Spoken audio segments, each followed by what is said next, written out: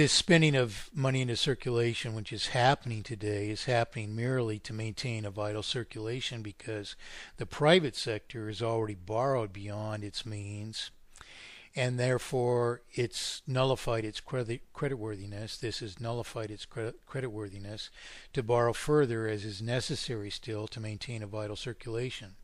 So the natural form of failure of such a system is sudden deflation once a terminal sum of debt is reached. The subjects of the system cannot afford to service further debt. This destroys their creditworthiness to borrow further. And since we can't borrow further, we can't maintain a vital circulation.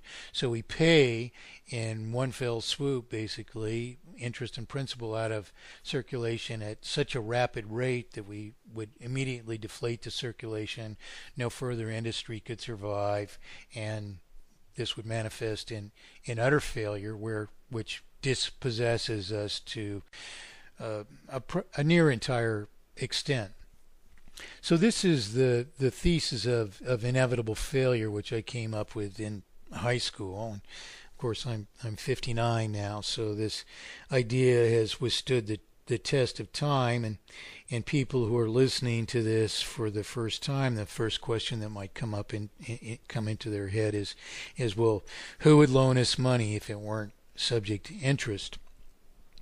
And this part of the story is the most important thing to understand, because in truth we do not borrow money from these banking systems. All money in existence exists as virtually all money exists as promissory obligations. And what a promissory obligation is basically an IOU. If you built a $100,000 home, and I'm speaking in U.S. dollar terms, it doesn't matter the units of currency, could be pounds, could be yen, euros, whatever. But if you built $100,000 or units, we could just say, house with a 100-year lifespan, and I wanted to buy that house, basically I would write you an IOU, or a promissory obligation. And a promissory obligation then is what we use to circulate as currency. When you read, what your paper currency says on it, a Federal Reserve note.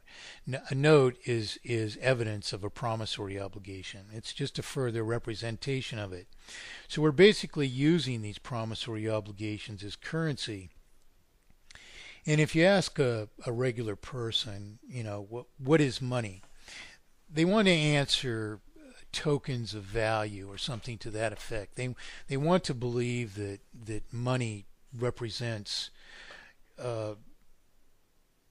value, and of course they intuit that we would hope that it would do so immutably and thus perpetually. But that's impossible under the present systems of banking systems of the world, for a number of reasons. One of which is this cause of terminal failure, which disposes ever more of a given circulation to servicing debt, which is what puts us out of work, which is what dissolves existent prior surviving industry, etc. It's what expatriates our industry, forces it to move to places where it can find cheaper labor, so on and so forth. But the promissory obligation is what's important for us to understand, because when I pay a debt off, it's null and void, and the value of a promissory obligation derives from the fact that in effect it's a contract for me to deliver into the entire pool of wealth an equal amount of production as I've contracted to pay for in issuing a promissory obligations. So there's several important things for us to understand. The first of all is that we are the true issuers of the currency. Even when government issues currency or pours it into circulation, as I've just explained in this explanation of artificial sustention, even when government pours money into circulation, in effect, it's assuming promissory obligations on our behalf and then somehow distributing the costs of whatever infrastructures or services are consumed among those who consume with them. Hopefully, that isn't the case because they violate many principles in imposing taxation on us. But a first thing to understand about promissory obligations is that we issue them. And then if you built this house and I deliver you a promissory obligation for it, and you can circulate it among the community, say Mike raises chickens, for instance, and so for your $100,000 house, I've offered to give you, I've given you a promissory note for 100,000 chickens. Well, you might spend those about the community. And so the hardware store, the merchandise store, the grocery store might end up holding notes against your promissory note that you have from me, which entitle that person to redeem the things of value that I contribute to the pool of wealth, the 100,000 chickens that I'm eventually going to produce over however long I pay for this house. Well, the important thing to understand about this is when these other people holding those same notes, in effect, come to me to collect those chickens, what happens? I'm paying the principal off with my production, but so that cancels the promissory obligation from existence. No longer does it represent value. And this is the picture that we all really have to understand because it's very, very wrong and self-destructive of us to simply accept that we're borrowing money from a bank. After all, ask yourself the question, where did all this money come from? How was it created? If we don't trace it from its creation onward, we cannot understand at all what's happened to us. Yes, it seems justifiable that we borrow money from other people and that some risk might justify interest. But in truth, there is no property of the bank at risk in what they do in creating money, and therefore there is nothing whatsoever that justifies interest. In fact, we don't even borrow prior existent money into circulation at all. So this is what I've called for 43 years an obfuscation of the currency.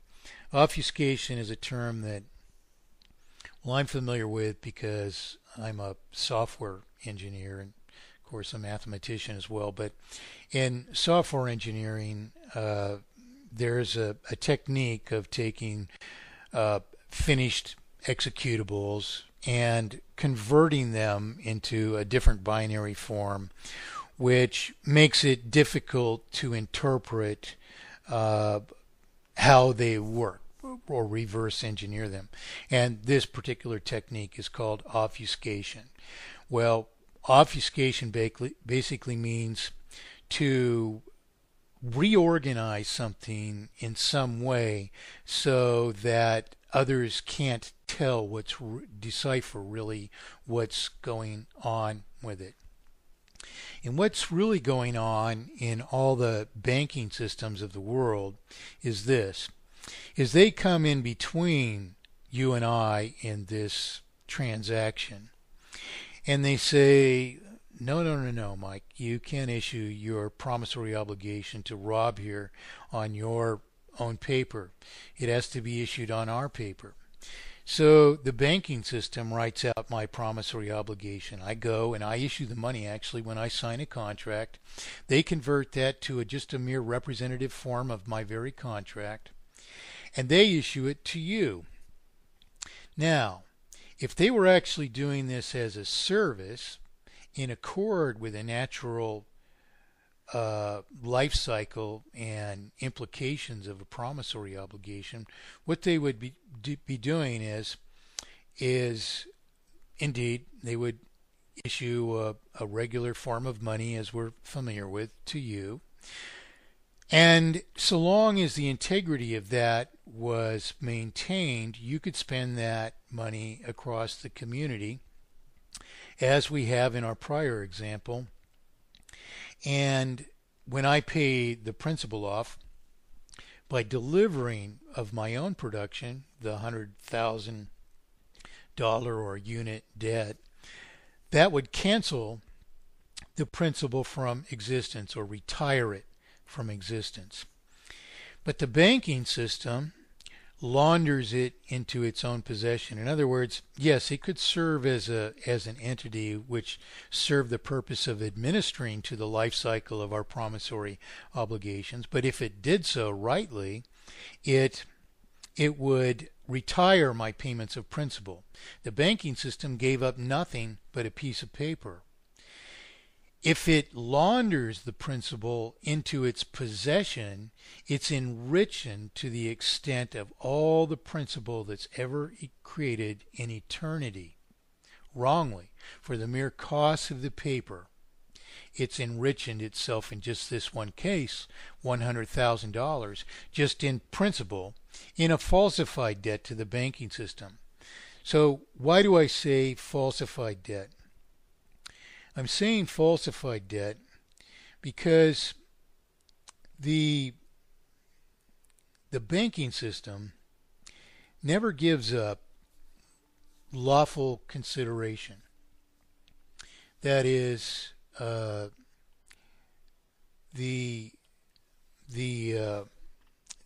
order for there to be a debt for the banking system, the banking system under contract law across any free country in the world today, a contract doesn't exist unless each party gives up commensurable consideration, which is what we call lawful consideration. That is, if I give you a glass of water and you give me a glass of water, that's a contract. The things have to be commensurable, that is, of like value, of like enough value that we have determined that they're equivalent in effect. Well, the banking system gave up nothing. It gave up a mere piece of paper.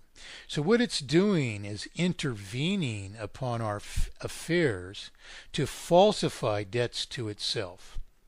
That's its first crime against us, the consequence of which is that it wrongly and without warrant and without our assent, because people don't even understand this, much less has the question ever been submitted to any subject society, whether or not they approve of this even.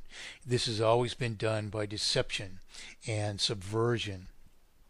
So the first crime is laundering all the principal into their possession, because there is no real debt to the banking system at all, and their obligation instead is to retire the principal from circulation when it's paid. So they falsely enrich themselves to the extent of all the principal that's ever created.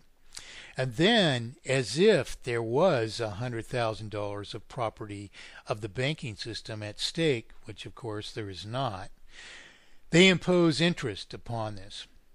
Well, interest is even a far more monumental crime against us, because this results in this this inevitably terminal fact that any such system has a finite lifespan. So what happens is this imposition of interest puts us in a very odd and totally unnatural situation which never exists otherwise.